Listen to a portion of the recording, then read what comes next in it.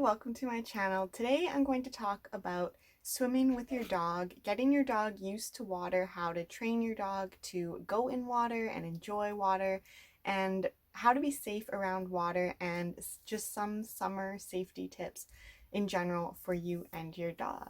So first of all, depending on your dog's breed, your dog may not be a natural swimmer. Some dogs might find swimming more challenging than others, so just be aware what kind of breed your dog has and their ability with water.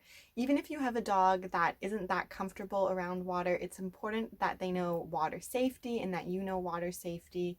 I do think it's important that all dogs are comfortable around water. So getting your dog used to water and enjoying swimming in water and playing in water, when you first take your dog out to water, you never want to just kind of toss them in or throw them in or carry them in. That's the last thing that you want to do, because you want to build up your dog's confidence around water. You want your dog to feel safe and happy around water. And when your dog doesn't have the control to move slowly into the water themselves, they will lose that confidence and become very fearful and nervous around water. So you will damage their association with water. So you really just don't want to get your dog scared in and around water. Depending on what kind of water you are going into, you may consider getting your dog a life jacket, especially for their very first time in water. This can really help build up their confidence because they won't feel like they're sinking. With a life jacket, you're setting your dog up for success, and your dog is going to gain that confidence around water a lot quicker. It's also best to introduce your dog to water when your dog is younger. They'll just be a lot more confident around water sooner than a dog that is older and hasn't been introduced to water or swimming yet. So the first thing that you want to do is just play with your dog near the shore or around water, close to water. Get your dog used to just getting their feet wet. So they're not completely in the water yet. They can still walk, but they're getting their feet wet and they're moving around in the water and playing in the water, and they're feeling what the water is like. So you want to make water fun. Use toys and play with your dog where your dog can still stand but feel the water. You can throw the toy and maybe your dog will put their head under the water. Just get them used to moving and feeling water. So of course this means that you're going to start in a very shallow water. And then over time, with encouragement, you can slowly start moving deeper into the water. It might be best if you go into the water with your dog first. But again, remember to let your dog move on their own. So you're not going to be holding them or pulling them or taking them into the water. You're going to let them move and you'll just be there beside them. If your dog wants to get out, then just let them. Don't force them to do anything, and you might take a few days or a few times doing this before your dog completely goes in the water and actually starts swimming. Go slow, let your dog pick the pace. Be encouraging and use positive reinforcement and use rewards. So the rewards can be the toys, or you can even have treats. When your dog finally does get in the water, they will naturally usually start dog paddling with their front. They may not use their back legs yet, but they'll pick that up soon. It will just come naturally. When your dog is in and around water, always keep an eye on them. Never leave them alone because you never know what will happen. Also, be aware of how your dog can get out of water, depending what kind of water you're in. If you're at a lake or a pool or wherever you are, make sure your dog knows how to exit the water. Some pools, they'll have ramps, and you need to show your dog this ramp and teach them how to use it and how to get out of the water. One of the first times my dog Penny went swimming, we went to a lake, and she already had been swimming quite a bit, but it was always near the shore and she could just walk up and out. She'd never been in really deep water and far away from the shore. So this was the first time we actually swam out to a dock, which was quite a ways from the shore. So when we got to the dock, she didn't know what to do. She kind of panicked, and I could see in her eyes that she was panicking, and she just kept really splashing and paddling like this and trying to lift her head up, and she was definitely panicking, and she didn't know how to get up on the dock.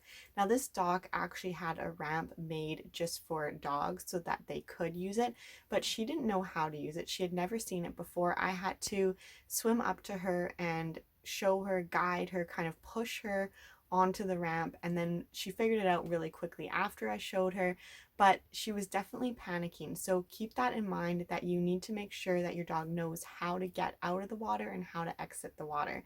And they usually can't, if there wasn't a ramp, dogs usually can't lift themselves up out of the water onto the dock or onto whatever surface there is if it's not a gradual slope up. So definitely keep that in mind. You might need to always be there to boost your dog up or help them out. Another good idea to get your dog used to water is, before you even take them out to a larger body of water, just use one of those plastic kiddie pools in your backyard, fill it up with water, and get your dog just standing in it and playing in it and used to the feeling of water on their legs. It's also helpful to have another dog that your dog already knows and is already friendly and enjoys being around. Have that dog that is a confident swimmer show your dog, the non-confident swimmer, that water is fun. So for the first while, Penny, she already liked water before I had my dog Millie, and Millie's still really learning to get in the water, but she's definitely watching Penny, and she's seen that Penny has a lot of fun in the water. Penny loves the water. If there's water, she'll run right to it and want to get in it and want me to throw a stick or a ball or something for her to swim out and fetch and then bring back. And Millie is watching this, and every time we do it, I see Millie moving deeper and deeper and more into the water and getting her legs farther and farther in. She hasn't actually swam yet. She's come really close, but she isn't too confident there yet. But it's a really good thing to have Penny, who is confident around water, that she's watching and learning from. So if you have that or know a dog that is like that, or you can take your dog to maybe a dog beach or an area designated for dogs at the lake where there will be other dogs, just let your dog watch.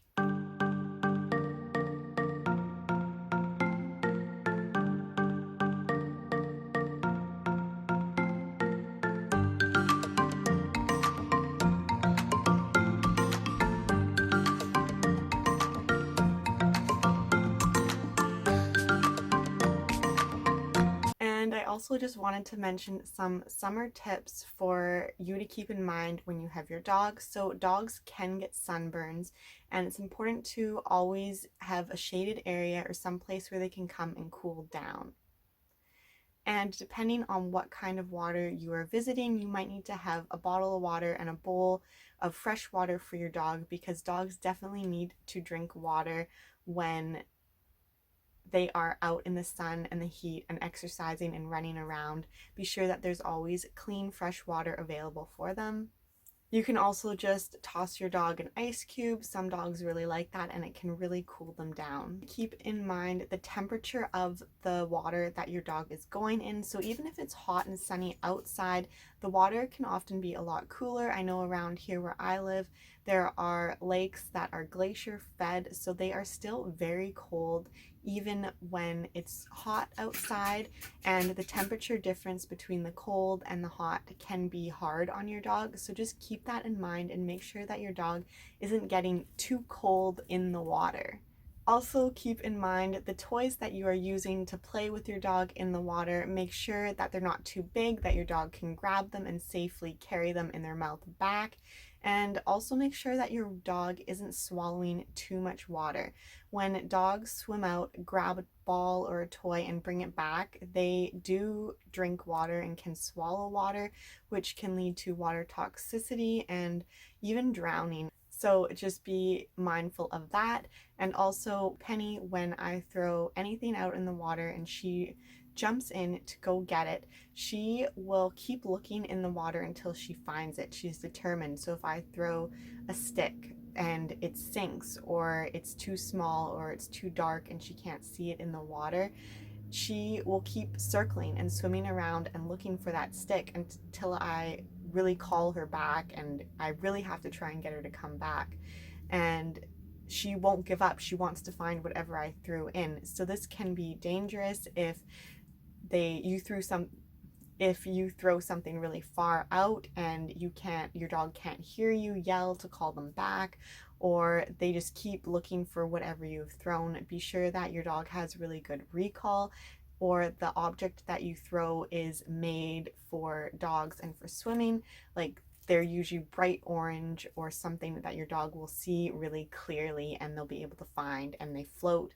And when you use a toy that's made for swimming and playing in water for dogs, it's a lot safer than throwing a stick or something like that.